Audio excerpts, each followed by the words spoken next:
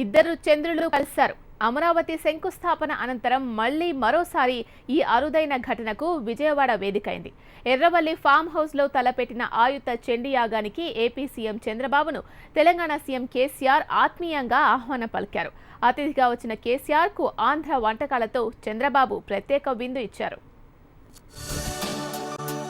Telangana CM KCR Vijayawada వెళ్లారు. చండీ యాగానికి AP CM చంద్రబాబును ఆహ్వానించారు.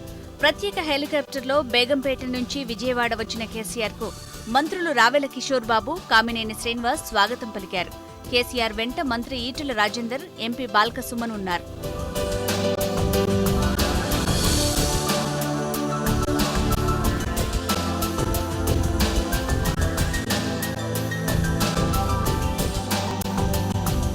కేసీఆర్ కు ఉండవల్లిలోని చంద్రబాబు నివాసంలో ఘన స్వాగతం లభించింది.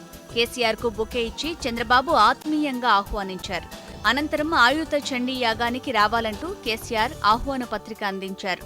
పరస్పరం శాలువాలతో సత్కరించుకున్నారు. చంద్రబాబు చండీ యాగానికి సంబంధించిన వివరాలు కేసీఆర్ ను అడిగి తెలుసుకున్నారు.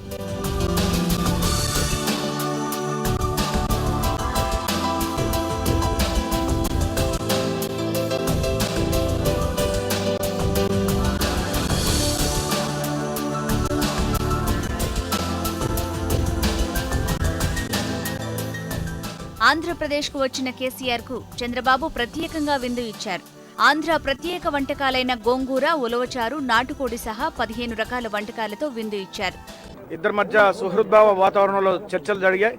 మంచి చెడులు, ఈ రాష్ట్రం యొక్క అభివృద్ధి, ఆ రాష్ట్రం యొక్క అభివృద్ధి గురించినటువంటి విషయాలని ఇరువురు కూడా కొద్దిసేపు చర్చించుకున్నారు.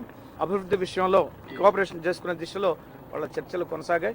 పర్టికులర్గా విభజనకు సంబంధించినటువంటి విషయాలు ఏమి చర్చకు రాలేదు. ఎందుకంటే ఇది ఆయన ఆహ్వాన పత్రికను ఇవ్వడానికి వచ్చారు కాబట్టి, అఫీషియల్ మీటింగ్ కాదు కాబట్టి, ఇరు రాష్ట్రాలకు సంబంధించినటువంటి అభివృద్ధికి సంబంధించినటువంటి విషయాలు, గత చరిత్ర, ఈ రాష్ట్రాలకు సంబంధించినటువంటి పూర్వపు చరిత్ర, ఏ విధంగా ఈ రాష్ట్రాలు రెండు కూడా గతంలో ఒక సివిలైజేషన్ కల్చర్ కామన్గా పంచుకున్నాయో అవన్నీ కూడా సుహృద్భావ వాతావరణంలో అంటే మంచిగా చక్కగా వారు కొంతసేపు మాట్లాడుకుని చర్చించుకున్నారు.